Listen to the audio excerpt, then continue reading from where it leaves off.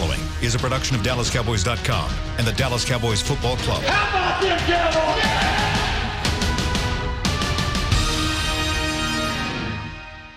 This is Talkin' Cowboys. Streaming live from the Dallas Cowboys World Headquarters at the Star in Frisco. Handoff, Elliott plowing to the goal line. Barry, sacked by Lawrence. Prescott keeps it, and he bangs it in for the touchdown. Here are Mickey Spagnola, Brian Broaddus, Rob Phillips, and Bill Jones. It's a fabulous Friday, fearless forecast football Friday at the Star. This is Talking Cowboys. A lot of F words there. Yeah. As we get you set for Cowboys. A lot of things around here. Yeah, that's right. We've heard some of them this week. Yeah, absolutely. As we get you set for Cowboys and Jaguars on Sunday at 3:25 on CBS. Bill Jones, Brian Broaddus, Rob Phillips. We await the arrival of Mickey Spagnola, and we're breaking down this game over the course of the next hour. And we invite your participation at 888-855-2297. Had a little Thursday night football last week, and what I got out of that game last night is the fact that the Cowboys will never fall into the cellar in the NFC East. As bad as it gets this season, the Giants will own the cellar in the NFC East the rest of the way. Yeah. Was Eli that bad, or because I didn't watch all of it, or was it protection too? Because people were calling for his job this morning and saying it's over, his career's over.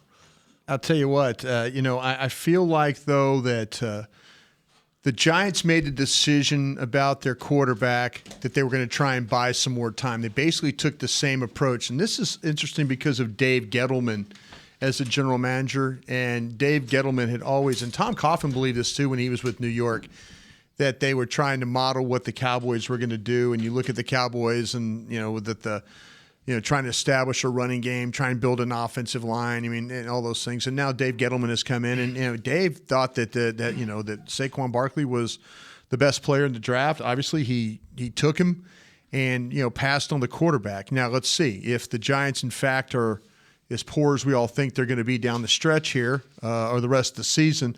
Then they'll get their opportunity to draft that quarterback, and maybe a quarterback that's better than the ones that were available in this draft. So, we'll see if that strategy plays out the right way. If in fact having Barkley and then a quarterback, or if they should have gone with the quarterback and then maybe a defensive player or something like that. We'll see how that plays out for them. At 1-5, they are in the Justin Herbert sweepstakes. They are. And Gil Brandt told us on Wednesday night, Mickey, how are you? They just did it bass-ackwards, that's all. That's right. But Gil told us on Wednesday night that Justin Herbert, the quarterback at Oregon, is the best young quarterback he's ever seen. Something like that. It was... Yeah. Wow. Something. Yeah. They've had a couple of quarterbacks come out of Oregon. One pretty good, one not so good. Yep. Joey Harrington was real bad. The jury's still out on Mariota. And Mariota, yeah. So you need to see what that situation. But yeah, there's a lot of. If you're, I need to get into at some point in time and see who all the quarterbacks are. But I got the impression there's probably 4 or 5 guys. I know Mickey's got a guy that's pretty good that we all need to take a look at. Missouri? Lock. Yeah. We'll find out tomorrow how good he is against Alabama. That's not fair. Well, that's if you look at Deshaun Watson, one of the reasons why people thought very highly of Deshaun Watson was the fact that he played well against Alabama in 2 national championships. He had a little more help. Yeah, he did a little bit more help, but sometimes sometimes you could find out a lot about these quarterbacks if they in fact are able to attack defenses and have some success. It might not be team success, but Deshaun Watson, he should have 2 national championships. If you look at really what with Clemson and that was as hard a time that Alabama I've ever seen Alabama with a Nick Saban led defense with a quarterback that plays that way. So, maybe he could go out there and do something. You never know. It's going to be tough. The quarterback for Alabama, he's really good, yes, though. But he's not eligible yet. That's right. He's really good, though. With the exception of Trevor Knight. Deshaun Watson against an Alabama defense, Trevor Knight was the only one that there you go. Watson didn't go up. That was a joke. That was tongue-in-cheek. Yeah.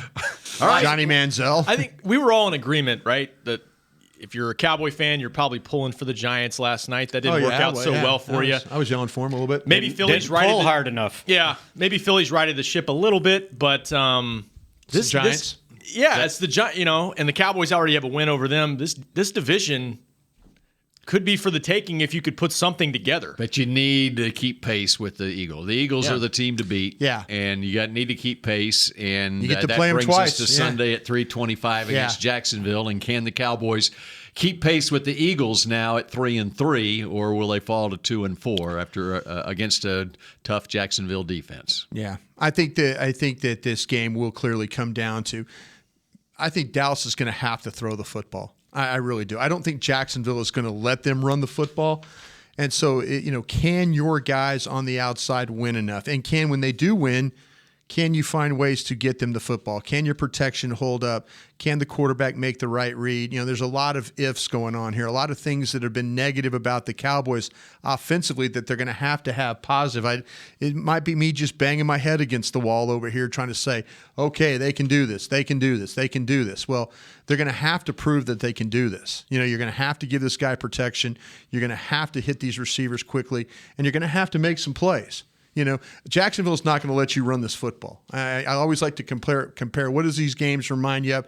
It reminds me very much of when you play the Philadelphia Eagles. When the Eagles with their front seven, aggressive linebackers. They've got guys that can run in the front seven. They've got big inside players. They got guys on the outside that can stretch the run.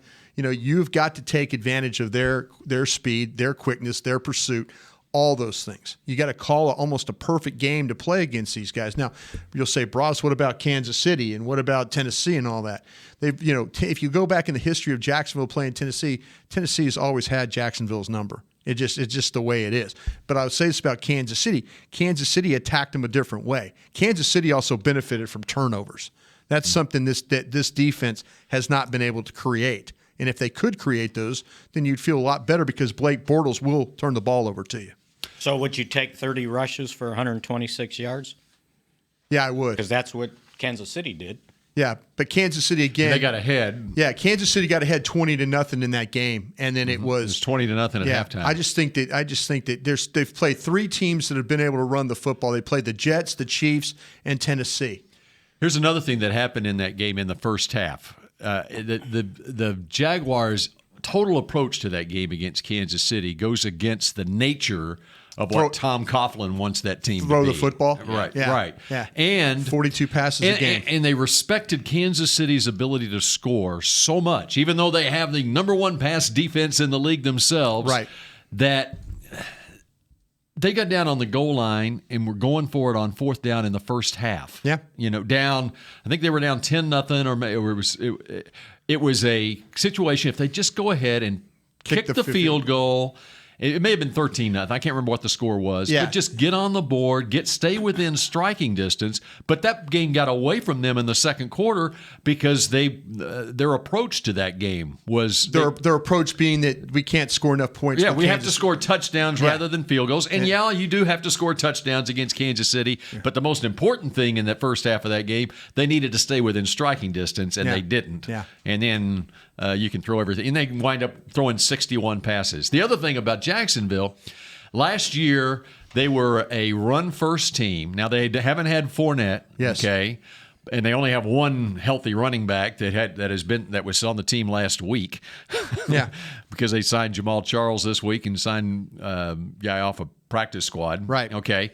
So last year they had equal number runs to passes. I think it was 527 rushes and 527 passes all season. A lot of balance. And this year they've been 65 to 35%. Right. In a pass run. Bortles is averaging 42 pass attempts a game. 42 a game. Including 61 so last week. They are going to come out running the football against the Cowboys. I think they're going to try. It's that's the best way to protect Bortles from making mistakes. That would feed right into the Cowboys' defensive hands then. That's true. Because they've done a good job against the run. Yeah. So you're telling me they were too aggressive with their play calling and decisions? They were too desperate, I think. Oh, yeah. They got mesmerized by they didn't feel like that they could keep up with Right. Kansas City. Right. And that's what Kansas City will do to you because they score at such a fast pace that it's hard to play them because you feel like, okay, if we don't score touchdowns here, that we're going to be behind. And it led to a loss anyway. These two teams, if you look at them statistically, they're kind of a mirror of each other, honestly. I mean, the Jaguars are only putting up 20.4 points a game.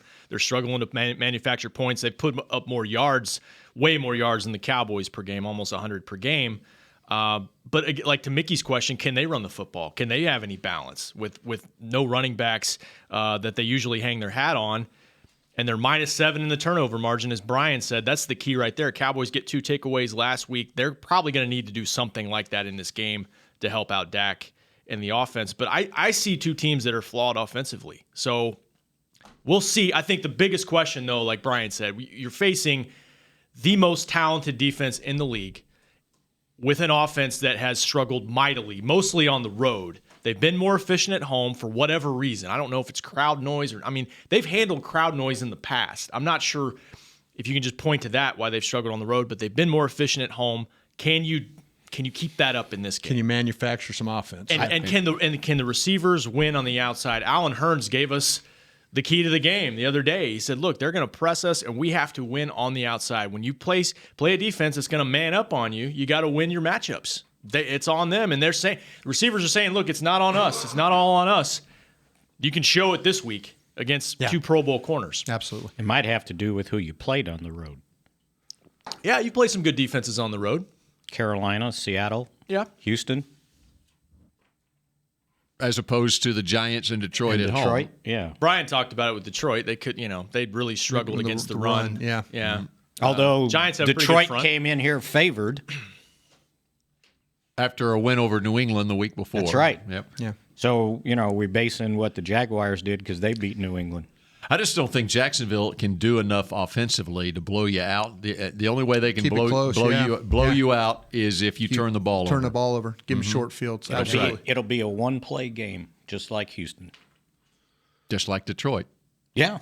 Yeah. Exactly. Yeah. This team can't get away from anybody. I mean, that's right. The Cowboys can't. They are what they are, and they don't have any explosive players on the outside. That's a problem. And so the thing I worry about is Dallas having to drive the ball. That's what I worry about the most. Sustained drives with the run and If you struggle to run the football in this game and it turns into you have to throw, you can't sustain drives. And you look at Houston in overtime against Houston. How many people really thought that the Cowboys could drive the length of the field and score a touchdown in overtime against Houston? Everybody that said you should have gone for it. I mean, all you needed was a field goal at that point. I would have. You still had to play defense. You would have to play defense again. Yeah, because you had the ball first. That's why I asked the question. The point is to say, I don't want to get into the 4th and 1 thing, but how much confidence does anyone have that this? That's why I wouldn't have punted it in the first place. Can this team drive the length of the field? Now they have done it in the games they've won. They have had long, sustained fourth quarter drives. And so they've been able to take control of the game. But they played from ahead in those games, too. Right. And that's such a key, and it was a key in 2016, is getting ahead, staying ahead. And that will be a key against Jacksonville. Yep. My question for Brian, because typically with this framework of the offense the last 3 years, if they don't run the ball, they lose. So when you look at the matchups, do you feel like hat on hat they can't block these guys, or is it something schematically like Jacksonville's just going to load up and say, all right, we're going to give you options in the passing game, but we're going to shut down the run? Yeah, we've seen some issues with getting to the linebackers. Yeah, and not just on 3rd and 1. We've seen some issues there, and so I think this is the best group of linebackers that they're going to play. Or put it this way, that they've played so far. Okay. So I mean, and these guys never come off the field. Smith, and Jack. They're not going to come off the field, and they're going to try and make every single tackle. And if you don't get hat on, I'm saying there's 3 times you block them, but you got to take advantage of that. And I worry about that. I worry about this front 7 and their ability to control the front. Like I say, I kind of think about it like the Philadelphia game. Mm-hmm. What happens when you try and run, and then all of a sudden, Philadelphia turns it into a 2nd and 9, 2nd and 10 day all day. Yeah, they can't. They just can't win that. They can't win that way. And if they have to throw the ball, I worry about them winning on the outside and completing passes. We haven't seen them have any consistency doing that as well. So the key will be how well they play defensively to not let Jacksonville get away from them. Yeah. And fair. get them out of what they want to do, which is run the ball, Right. even if you're not doing well consistently. Right. You never know when he'll break a big one. Yeah. So Muddy this thing up. defensively, if they're going to win, it's got to be 20-17. Yeah, it's gonna, something like that. They got to turn this guy over somehow, some way. They've got to get some. So what happened the other day? They get a nice fumble, on the other side of the Houston 50, and they turned it into a touchdown. We haven't seen nearly enough of those to try and get this offense going again. Jacksonville, I think they want to get back to a run-first mentality. Sure. But with their situation at running back. Offensive line's a little bit of a struggle, too. And their offensive line. We said that last week about Houston. Can they do that yet is a question, too, because the only healthy running back they have who has been there any length of time is T.J. Yeldon. Yeah. And Jamal Charles will be there for 3 practices, and apparently he's going to be active on Sunday. So what can you expect out of him? And then they got a practice squad guy they sign. Yeah. And so even though they may want to get back to what they want to do, I don't know if they can do it yet. And they have to worry about Dallas's pass rush. Right. They have to worry about that. Right. So they may not have success running the football. It might turn into a Seattle game plan for them. Yeah, but that's the way they figure out how to beat Dallas. Just run, and if you're they got some game breakers outside. They got some speed at wide receiver where they can hit a deep one on you. Yeah, Westbrook and Chark and those guys, absolutely. Mm-hmm. Yeah, Go Tigers. Yep. I've got a trivia question to throw out and see if any of the masses out there or the masses here in studio can answer Huge it. Masses. Yeah. Yes. What member of the Jaguars was drafted by Dallas? I've got that question to throw out for you to ponder. And we're going to take your phone calls here. Your thoughts on the game. Where's that phone number there, Mickey? 888-855-2297. There it is. Thank you very much, Brian Broaddus, as we continue here on Talking Cowboys in just a moment.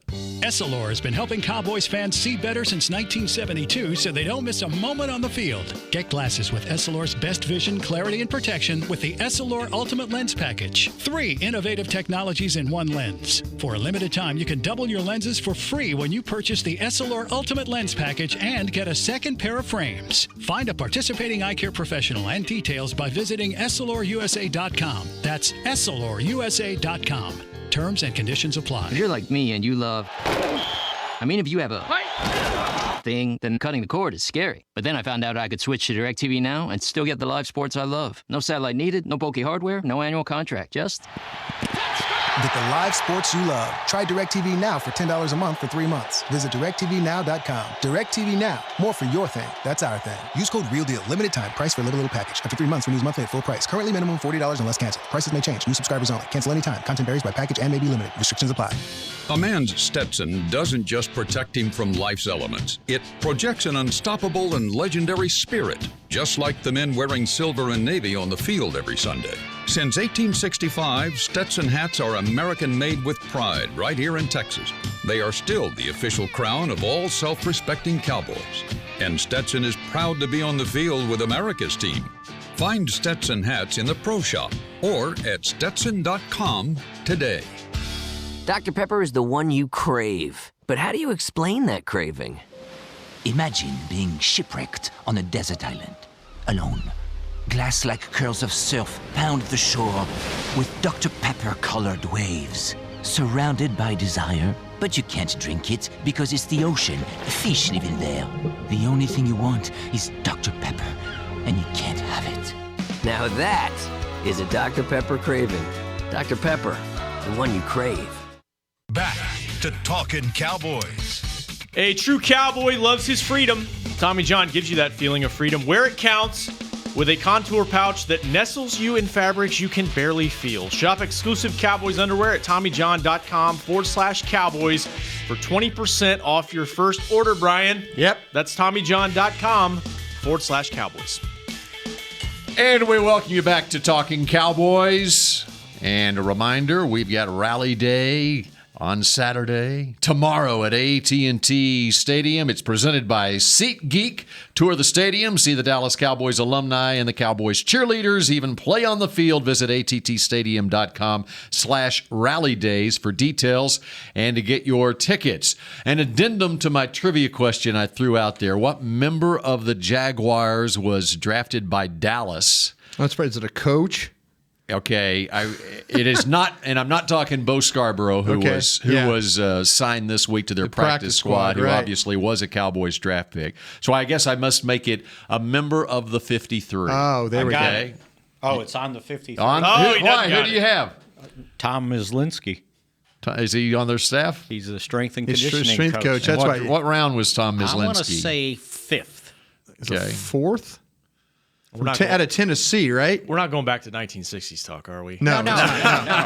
We're not. We're in the 90s. It's a member of the 53 drafted by Dallas. Oh, okay. And let's go to Eric in North Carolina. Eric, how are you doing? And seriously, how are you doing? Because did the hurricane make its way to North Carolina? Oh, yeah, we're actually good. I'm in eastern North Carolina, close to Greenville, where ECU campus is. And we got some residual wind and rain. That was about it. So we're good. We're good. We dodged 2 bullets so far, and we're blessed to say that. So all right, good. One of the main ones to get hit. So that's good news. Well, man, but thank you guys for taking my call. I'm fans of all of you guys. So first time I ever got through.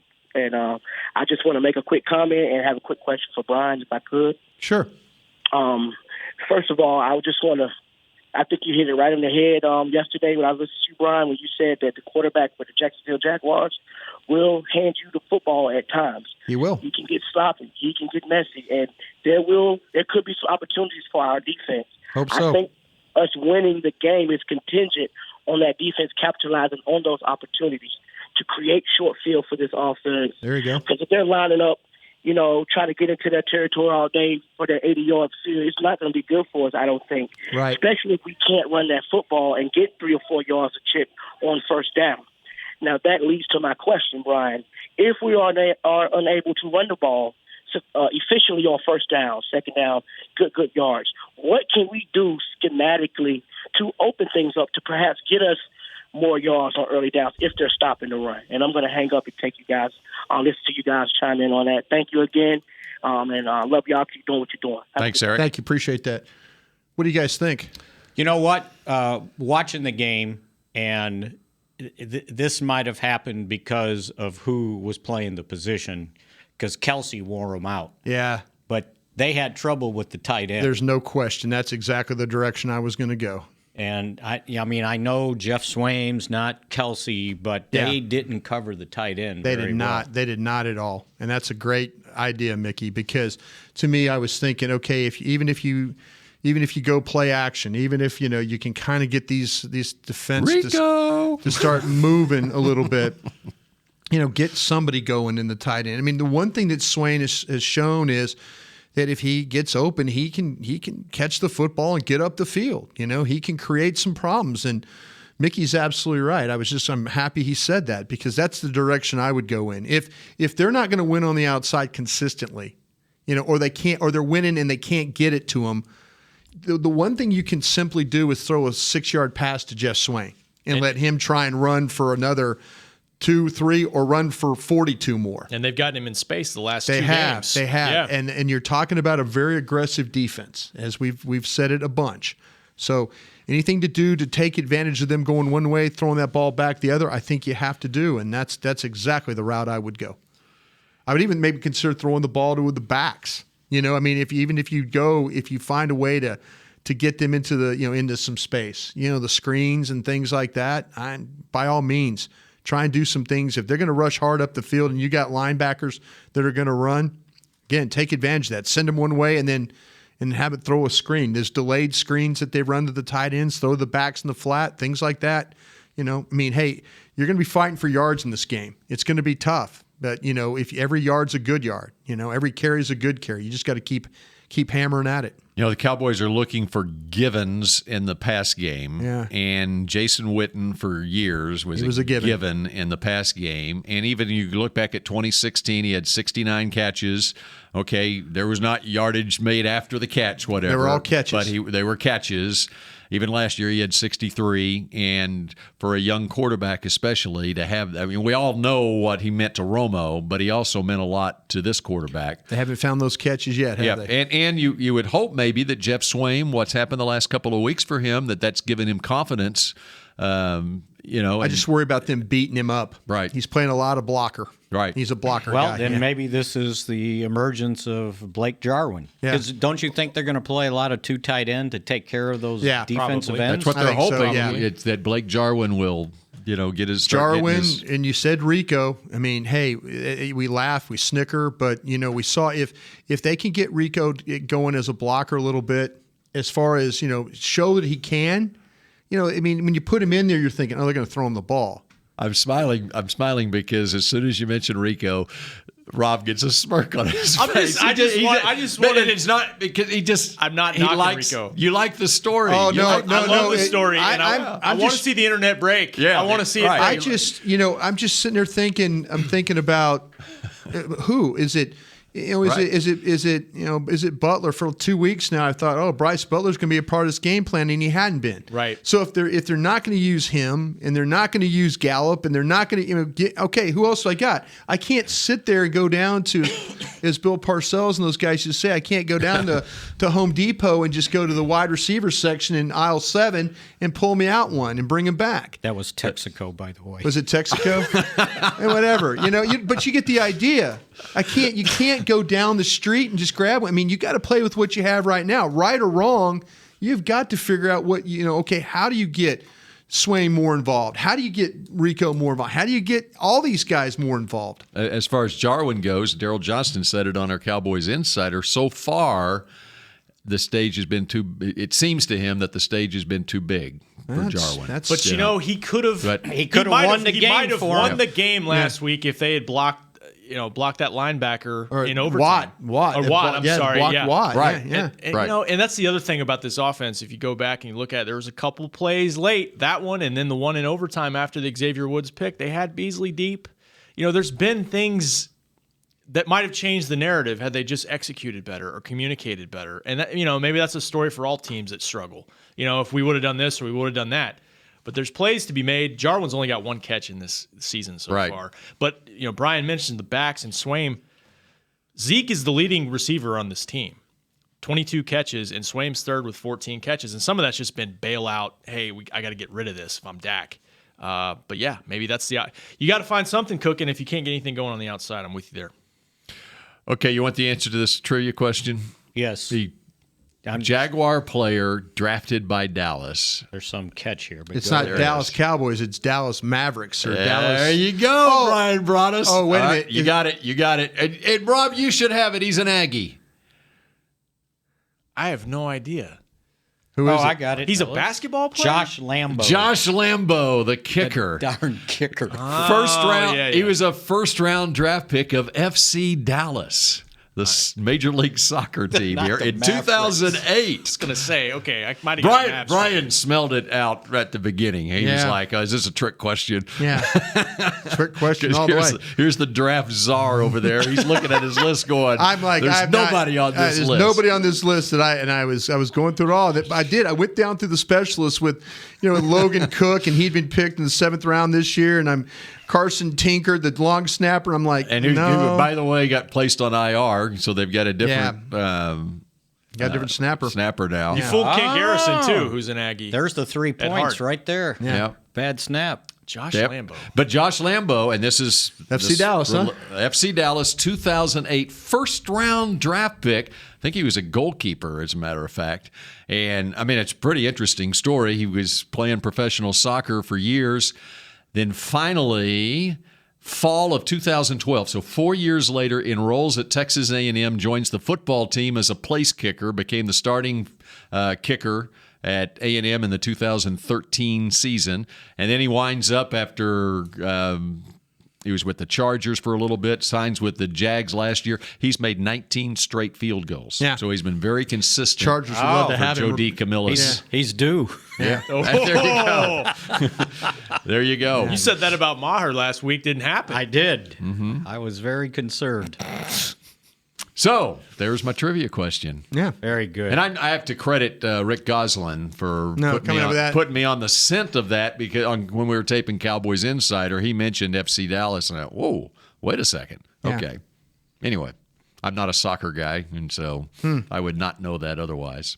Or an Aggie guy, know that he kicked there. Yeah. Seems I knew that, like but- someone who was an Aggie would know the history of all Kind the of calling you out there, players. Robert. Kent didn't get it either. You tricked us, man. I figured it was some I think of obscure. when you ask those questions. Right. I was thinking 53, not the. I was thinking some obscure offensive lineman. Yeah. Yep. And I was thinking, but I had researched Josh Walker, and I saw all the places he was on a practice squad. So it's like, no, it's not him. And Josh Walker plays a key role in this Yes, he game does. this week. Yeah, and you that's talk his about first this NFL game. Jacksonville offense and that offensive line that is beat up right now. So if they do throw 61 times, the Cowboys are going to be in good shape. That will play right into the Cowboys. And their quarterback is not quite as mobile as Deshaun Watson, right? Speaking of Cowboys secondary, did you do we haven't done the injury report, have we? Yes, today. we need that. We need that. Mickey, do you have your injury report? I do. We need to talk about one of those guys. It's buried. And by the way, David Irving, a full practice. All right. Well, you're looking for that. Yeah. Oh, I know. Well, how much will David Irving, if he makes it to practice today and makes it to the game on Sunday? I did see him at breakfast, by the way. You did? I did see him at breakfast. All right. Yeah. So that's a how good much? sign. How many Can you snaps go pick him up can on you, Sunday? Oh, no, guy, he was, yeah. All right, here's I a would love guy to. that He will can have, live with me if he'd get a couple of sacks. Okay, here's a guy that, if he makes it to the game on Sunday, we'll have 3 practices under his, 1 last week and 2 this week, right? Yeah, he'll get a walkthrough practice tomorrow. Right. So, yeah. Okay. Yeah. Much like Jamal Charles, who will have 3 practices under his belt with Jacksonville. Right. Okay. Right. But they're not going to hand him the ball. Supposedly he's going to be active. Oh, yeah, and he's going to make big plays, he said. That's right. All right. So how much can we really expect from guys who practice 3 times in the last year? I tell you what, I am so glad you went this direction, because to me, I would be worried about a guy that has only had the 3. Now, if he'd have practiced this Wednesday, say he got all the practices in this week, I'd felt a little bit better about the situation. But I'm looking at a defensive tackle group. Okay, how is that rotation going to play? Yeah. How is that going to – who does David Irving – whose spot does he take when you put him in there? Because to me, and Mickey's going to give you the injury report here, I think you're going to have Malik Collins back. You are. I think, okay, now what does that do with – you got some other guys that have been playing some of the backup roles that, Woods and Collins and Ross. Ross. Ross played pretty well the other day for you. he did. Mm-hmm. Okay, if Ross is playing pretty well for you, and it's going to sound crazy, do you give David Irving one more week to try and get a little bit more? And I know we're running out of games. Well, okay, there's 2 sides to it, because I think we're acting like this guy walks on water. Well, no, you're not. And you're not going to activate a guy, I don't think, if you're going to play him 3 snaps. I mean, he needs to be part of that rotation, get at least 10 or a dozen or something like that. But I asked Rod Marinelli about this yesterday, because we talked about the defensive tackle rotation being undermanned. He said that's an issue for us, like Tyrone playing 60 snaps or whatever it was last week, Woods playing 50, because of the style that he wants those guys up the field, up the field, up the field. Tired. Now, that's all Houston was doing, was trying to throw the football. It's the style that they play with that you've got to have that rotation. So I think if he can give you anything, he's active this week, and maybe Malik is active, but maybe he's not ready for 45 snaps or whatever. All right. And then looking ahead to next week, reportedly he's got court cases next week starting on Wednesday, which just means 1 day, so which means means he days misses of practice again next week. Let's put it this way. He had 1 practice last week, and he was playing. All right. Until things came up on Friday. Right. Yeah. So 1 practice. So now he's doubled that. Yeah. And so he's got 2 this week. Well, let's get. So my question is, what can we really expect out of someone who hadn't 10 to 3rd and 6 or more? He's on the field. Yeah. So he comes in on nickel. If he's going to be active, they've got to have a plan for him to play. When he had the impactful game against the Packers a few years ago on 19 snaps and was the NFC Defensive Player of the Week, he had been practicing with the team all season. Oh, no, I know. So that's my point is how productive is he going to be? Well, that's a different question. Let me ask you this. Do you feel better about this? I might get my answer right back at me, but you feel better about Collins playing in the nickel or him playing in the nickel right now? Because you're not taking Crawford off the field. Well, it's tough for any of us to answer because we haven't seen him practice. We don't know what he's kind of condition. And that's what I'm saying. Have they? Yeah, right. Yeah. I know what Irvin can give you when he's right, but I'd have to go with Collins because the last time David Irving had a full week of practice was Thanksgiving. That's a long time, man. That is a long time. And so if I'm with you on this. If Malik's ready to go, then I'd go with Malik. 6'7", 290. And they will have seen him in practice. We haven't seen him in practice this week. Yeah. Why are you giving his measurements? He's a mismatch, is what Mickey's Thank you. say. Thank you. That's good. He's big time talent. I agree. I know where Mickey's saying just stand there and put your arms up. Okay. So you would rather him than Collins right now? Not every play, but 10 snaps, but 15 snaps. I heard nickel. I heard somebody mention nickel. Yeah, but they're going to play nickel on second down. The whole game. Yeah. Get ready. Mm-hmm. They're playing nickel the whole game. Use them all. So you use them on third and when it's a definite passing situation. Definite pass. If they're going to be a nickel on 2nd and 5, no, I'm not sending him out there. But 3rd and 8, yeah, he's on the field. I mean, they were going to play him last week with one practice since November. I'm just answering Brian's question. You got to pick one. I know. I can use both of them. Well, then, yeah, let's use both. The answer's both, Brian. The answer's both. Both. Kind of figured that was going to be the case. Well, don't you think? Why does it have to be one or the other? No, I don't think he's ready to play. Me personally. Well, he can't be. Well, then why play him? Well, they were going to do it last week. I don't care. Why play him? Why don't we answer this question? Why do we think he's going to play? Yeah. Not because he's 6'7" and 290. Why would you play him? They were going to play him. Okay. I'm just saying don't ask me. Go ask them. Oh, I'm just that's our discussion. That's the discussion that we're having right now. Does his contract play into it? That how much they're paying him? I don't know. No, he's got 10 games. It shouldn't, but no. I would lean towards the guy that was in camp and has been around for most of this year, as opposed to he hasn't. But again, we've seen him.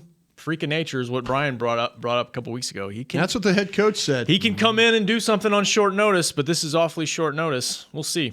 How much did he? He's an amazing talent. How much practice did he get in after he came off the suspension last year? Played the next week, didn't he? Yeah. He went to training camp, though, too. Yeah, you're right.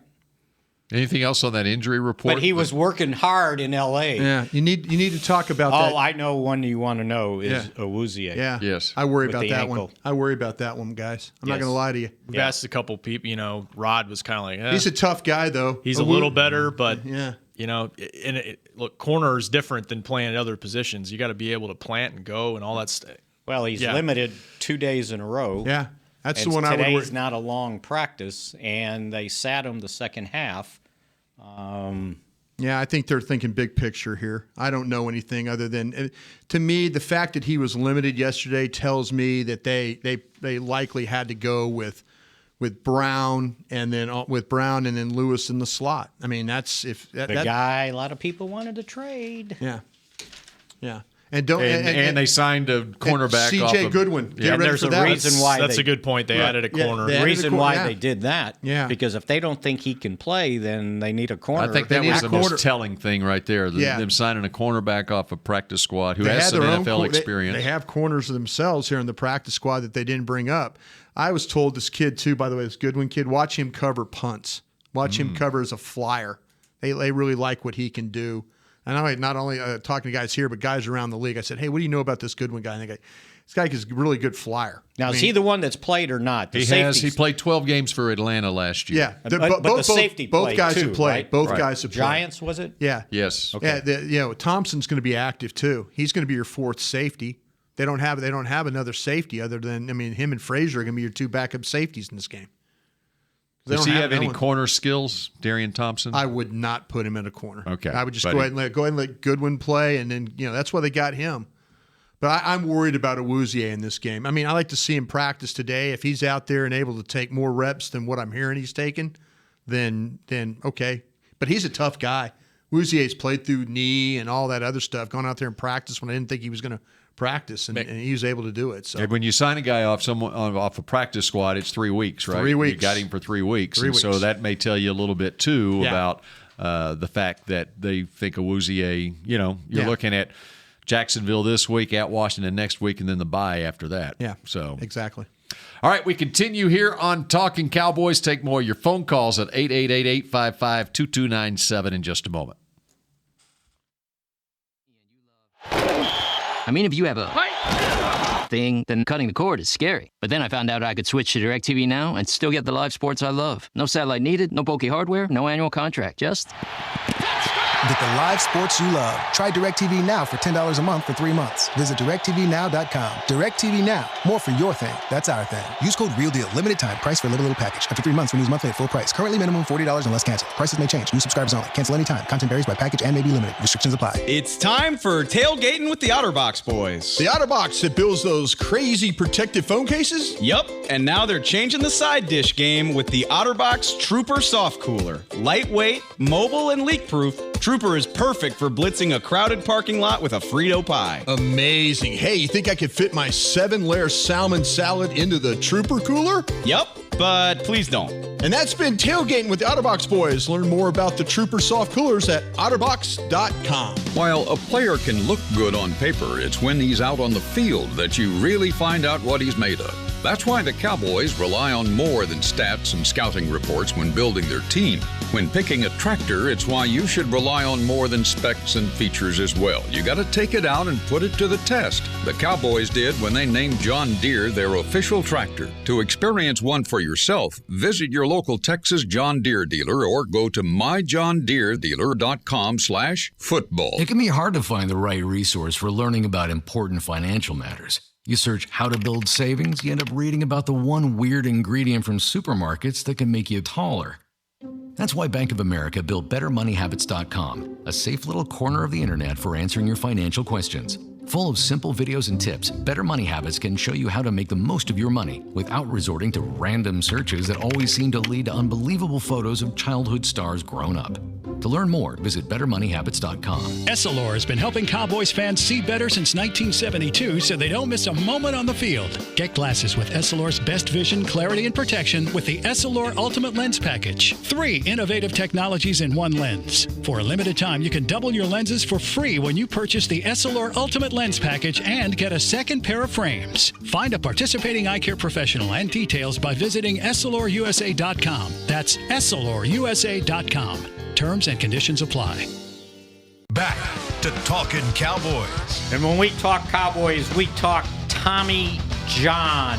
Once again this morning, I used 4 of the Tommy John faves. Tommy John? Tommy John? Yeah, it's the... I'm not doing Tommy John. If you put the underwear on your head, I'd be impressed, Mickey, and I'd be a little worried at the same time. Tommy John or... How's that pouch fitting over that nose of yours? Nestle Is up, it man. nestle in that chin? Nestle those boys. That's what I get for looking something up before we do this, right? All right, pull back the curtain here. Ken, can you bring us back from break one more time? Yeah. All Mickey's right. sitting there, whatever you were doing. I don't know. You were looking up New York newspapers. He wanted to see what the headlines were about the Giants right now. Sack And Eli. So 15 seconds. Look at Tommy John. 15 seconds ago, I told Mickey, you And I got said, it. I got it. What about your spot you're about to read? Yeah. Oh, I got it. And so the Jack Black spot became Tommy John's. And Jack Black just got more time, right? Because now we've talked about it for more than 15 seconds, right? Get you some Tommy John. Tommy and John. some Jack Black. How about some Jack Black? Yeah, that'd be good. The Get both. faves? Uh-huh. Did you use yours today? I have not, no. You did. You And didn't showered. Take it. He didn't I- shower. When he wears this outfit, he doesn't shower. I haven't showered yet, Mickey. I'm sorry. As punishment for that, you have to wear Tommy John boxers on your head Monday when you do the Outside his Jack pants. Black. Outside the pants would be even better. You know what? I just washed them last night. Oh, too. good. That's great. Good. I've got 5 pairs, so I can put one on my head. All right. Well, that's going to happen then. I like it. I'll bring a spare pair. Make sure you I do. like it. What would be worse, wearing for you, Rob Phillips? What would be worse, wearing a Tommy John's on your head or a Texas cap like I did last Monday, a UT cap? Anything Tommy John is fine. I'll wear it for the press conference. I'll wear Tommy John on my head to Garrett here in 10 minutes. All right. Or okay. use your Jack Black where you're. Oh, never mind. Yeah. What? Exactly. So on Monday, Mickey will wear Tommy John's during Talking Cowboys, and Rob Phillips will wear one on his head to Jason Garrett's press conference Monday afternoon. I said hypothetically I'd be fine with it. Okay. He deserves punishment. Okay. Boxers on Yes, your he head does. Monday. Jack Black elsewhere. What? Never mind. Let's move on. You guys aren't following me. I bet you there's a call. Is there a call? You got a call? Surely we could be saved by a call. We got to be saved by a call. But I did use my Jack Black this morning. All right, very good. All right, this Jacksonville team, the concern is the defense, right? Yeah, I think so. There's one guy's name I want to say. Yannick Ngakoue. Just because I like his name. Yeah. I like saying his name, and Cowboy fans should hope his name does not get called by Jim Nantz on Sunday. He had 12 sacks last year. Yannick Ngakoue. They're so good. He's kind of the lost guy on their front. Yeah, they have they do. They roll guys in. I tell you, Fowler's kind of been a lost guy. I mean, if you talk about, here's a guy that was I want to say he was the 3rd overall pick in the 15 draft, and Ngakoue has done a nice job of kind of keeping him, on the bench. But what I worry about though is if they do get you in nickel situation or passing situation where they have the ability to kick Calais Campbell inside and then they put all those rushers on the field at the same time, then that could present some issues. We've seen the Cowboys struggle a little bit, not as much at home with the communication, but we've seen them struggle a little bit with some twist stunts and things like that the Texans were able to pull off last week. So hopefully you could stay out of those down and distance. But I just might have these visions of Calais Campbell and that 6'8" body playing inside. If you want to talk about what David Irving is 6'8" can do, this guy's even better at doing it inside from there. That'd be a nice little test for Connor Williams if it's to that. And Connor Williams has played better. He really has. And Connor Williams, I don't think has been this issue, but this group presents a little bit of a different challenge for him. And I kind of compared him and Malik, him in the matchup with him and Malik Jackson to what he had to deal with Kawan Short a little bit last week. A guy that's going to play on his shoulder, it's going to get upfield, it's going to play a little power, it's got some core strength to him, it's got some quickness to him. So, Connor Williams has come a long way in 6 weeks. Hopefully he continues to bend the knees and sit down and do his very best to if those guys are going to run over you, make sure they run right over the top of you. Don't let them beat you around the corner, and then all of a sudden Dak's trying to slide forward, and then there's a sack. That's what they don't need. I guarantee you, they if they watch tape from Houston, they're blitzing. Yeah, and so you better be ready for it. And I was wondering last week, and especially in the second half, when they were having trouble with that, Zeke came out on several 3rd downs, and Rod Smith was in. Yeah. Now, was that because they thought Zeke was worn out, or were they thinking we need somebody in here that is going to do a little bit better blocking? Zeke has been a little bit better playing on his feet, Mickey, but that's a fair point that you just made because early in the season he was cutting way too much. But man, I tell you, I think a lot of it had to do in that game of there were some banged up offensive players on their side of the ball and on your side of the ball. And his knee and ankle were bothering him. Yeah. So I was just wondering. All right, you wonder why Jacksonville, if anyone out there wonders why Jacksonville has a top-rated defense. Look at how they have invested in their defensive line. They've been bad, though.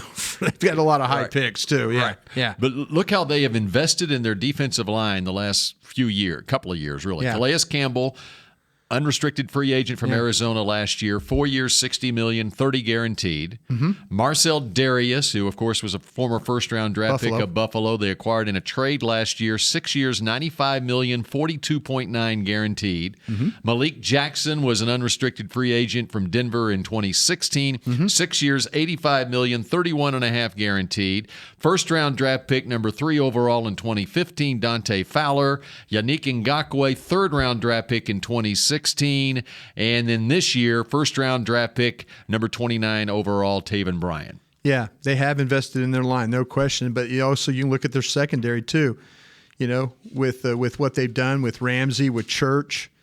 Bouye was 5 years, $67.5 million. This is one of those teams that where if you want to give a good example of a team that's hit on free agency of paying guys, that's your good example right there. They're one of the few teams in the league that's been able to take free agency to a whole nother level with the guys that they got. Usually we've seen free agency work the opposite way for some teams. They spend a lot of money and then don't get the bang for the buck, but these guys have done a nice job of adding the right type of players for their scheme and then having them play very, very well. And let me continue there. Barry Church, of course, 4 years, $26 million, $12 million guaranteed last year.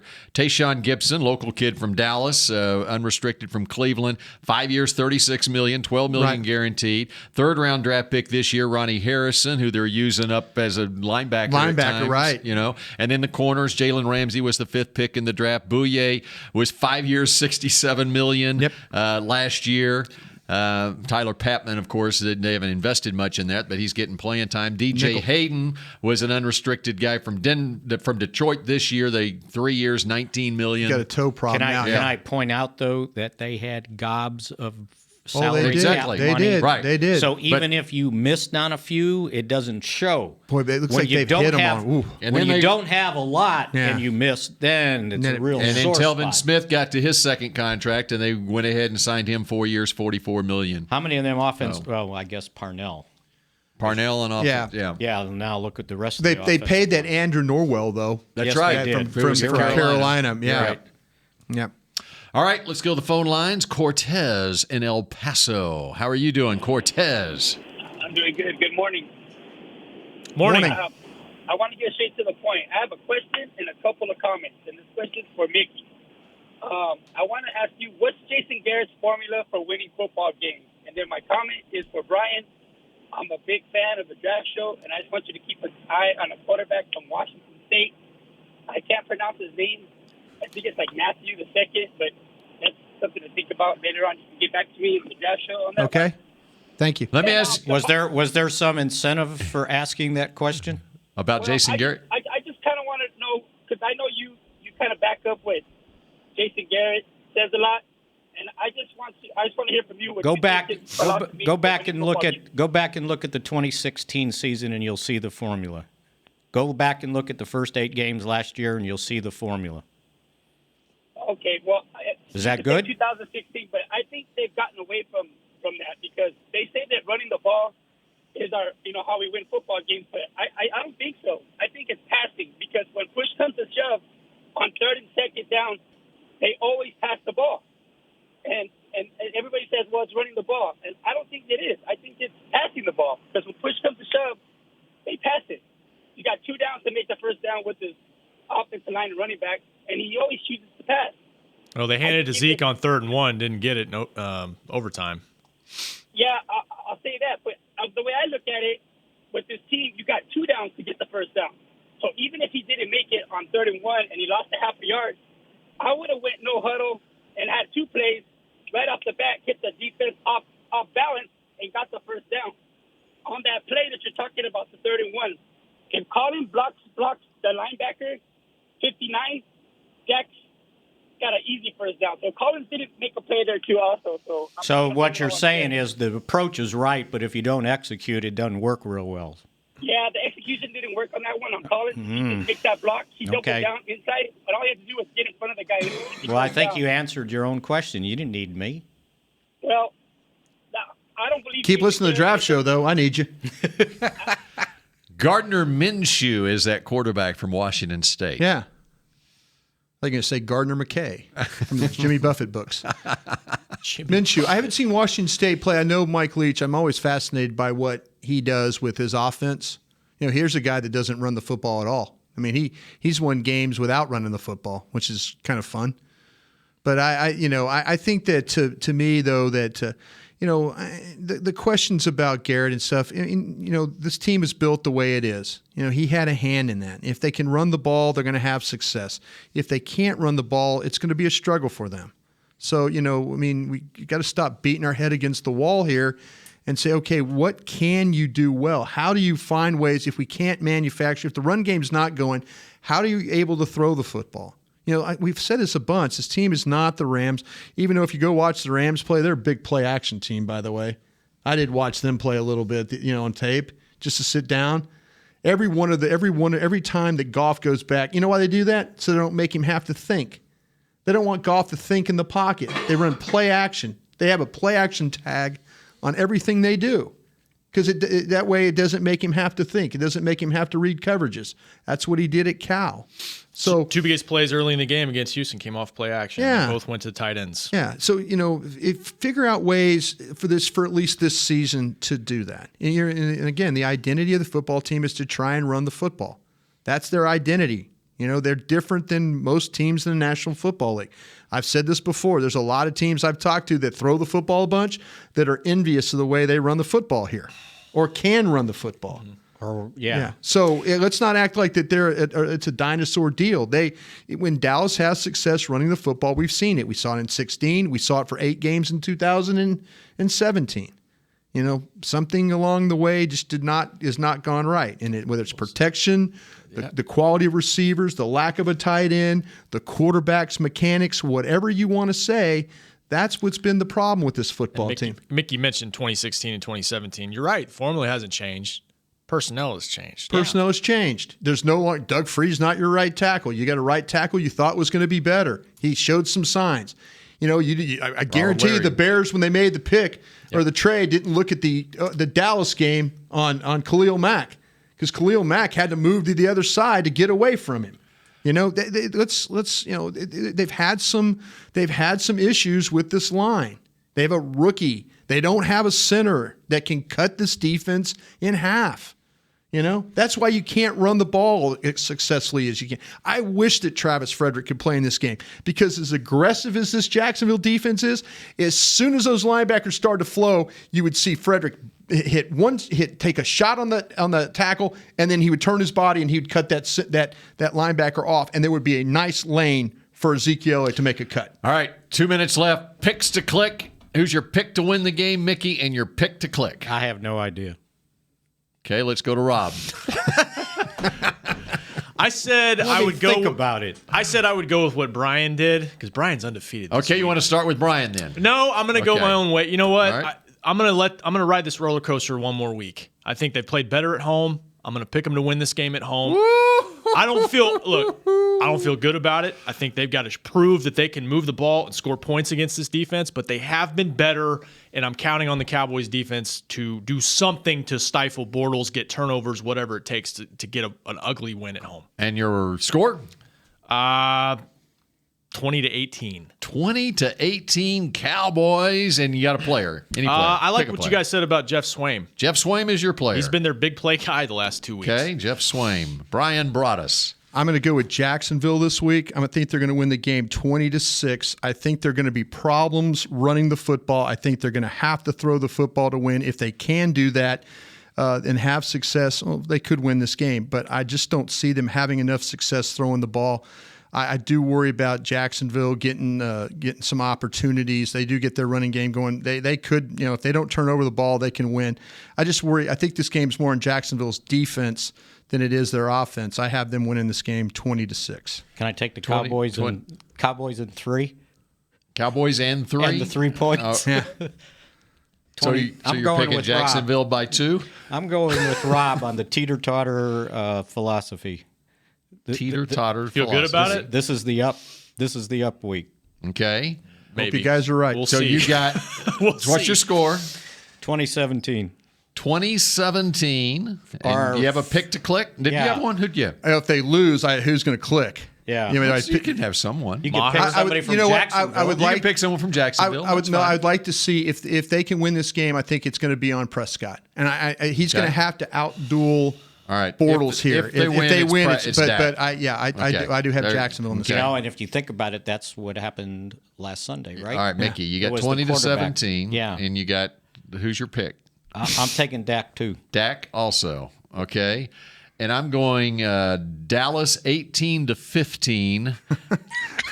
Brett Maher, 6 field goals to Josh Lambo, the former first-round draft pick of FC Dallas, 5 field goals. Now Bill's making it a bit. That's what I should have figured out a long time ago. 18-15, Brett Maher over Josh Lambo. I hope you guys are right. We'll be back on Monday morning to wrap it all up. Thanks for joining us all week here on Talkin' Cowboys. This has been a production of DallasCowboys.com and the Dallas Cowboys Football Club. How about this, Cowboys?